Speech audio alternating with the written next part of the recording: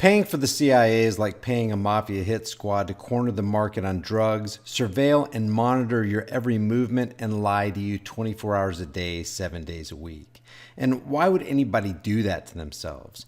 If you ever run into a CIA agent, you've encountered a liar.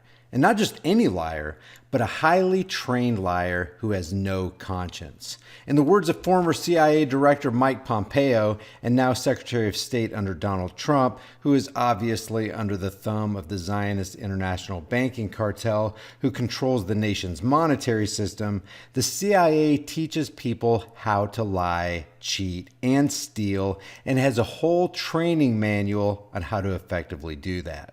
When I was a cadet, what's the cadet motto at West Point? You will not lie, cheat, or steal, or tolerate those who do. I was the CIA director. We lied, we cheated, we stole. It was like we had entire training courses. It reminds you of the glory of the American experiment. Former State Department employee William Blum said, "No matter how paranoid or conspiracy-minded you are, what the government is actually doing is worse than you can possibly imagine." Imagine the worst thing these people could possibly do, and you haven't even come close to reality. Of course, all funded by your tax dollars.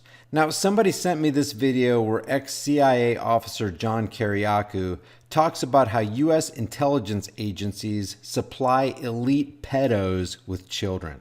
Kiriakou is considered the first U.S. intelligence officer to reveal information about the U.S. intelligence community's use of torture techniques. Once he got out of prison for disclosing classified information, of course, he wrote a book and now claims to be a force for change. And before you listen to what he says right here, I want to play this clip where MSLSD's teleprompter reading puppet Chris Hayes actually asked a relevant question in relation to why anyone would trust a current or former CIA agent. Hayes says, "You were a paid, trained liar. You were literally paid to lie for decades. Why should anyone believe what you're saying now?" Here's his answer. Yeah, you're trained to lie. You lie all the time. You lie, you cheat, you steal, you swindle, you trick people. That's the nature of the job. Yes. Kiriakou goes on to say that agents don't know how to turn that off. When Hayes asks him if he knows how to turn it off, Kiriakou says this. I hope that I do. I think that I do. I hope that I do. I think that I do.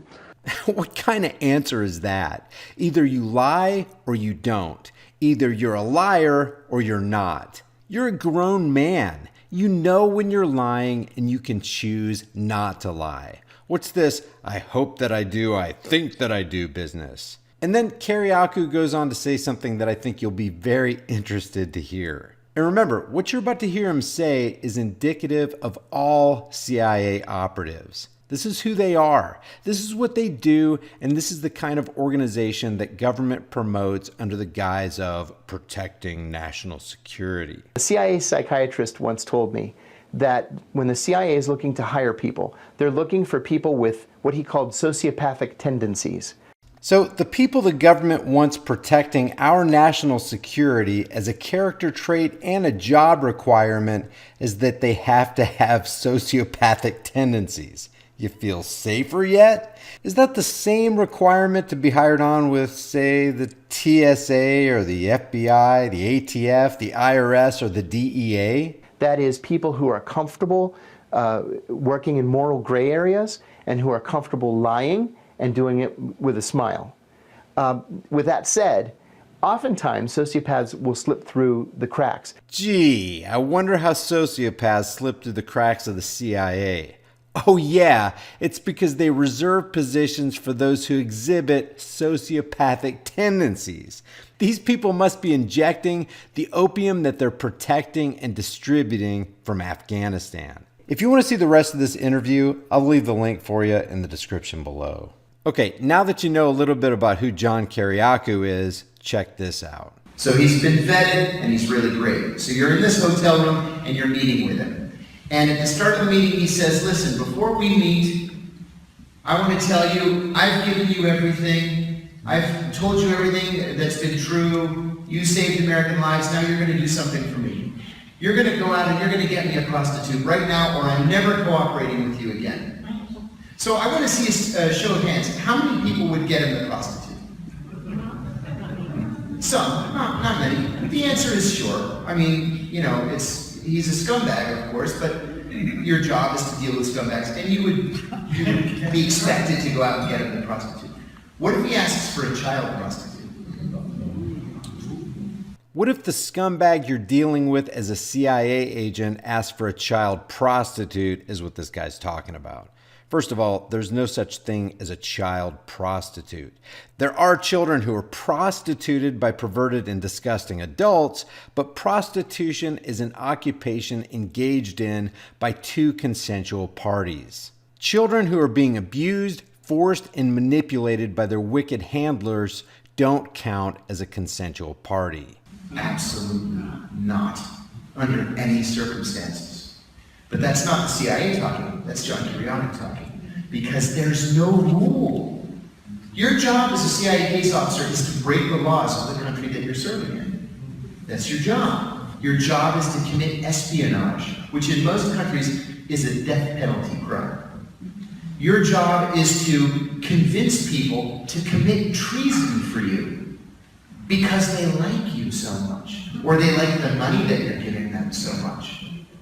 So, because it's the nature of your job to break the law, there are no rules that are written for you to carry out that job. Now, the problem there is that most CIA case officers would procure the child prostitute. And even if they felt funny about it, they would be told by headquarters, you have a job to do. This is a bona fide source here. Go do your job.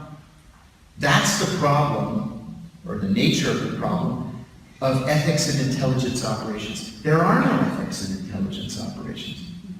I've come to the conclusion, after all these years, that there probably doesn't need to be a CIA.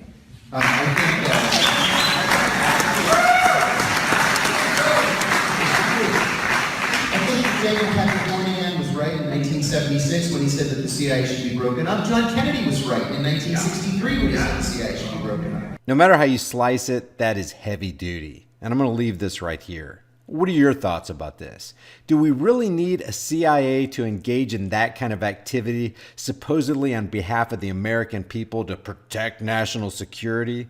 Do we really need all that extorted tax money to pay for things that further propagate child trafficking? Can doing evil, especially this level of evil, if he's telling the truth, ever bring about anything good? Leave your thoughts about this for the world and the Google Thought Police in the comment section below, and I'll see you guys in the next heavily censored shadow ban video.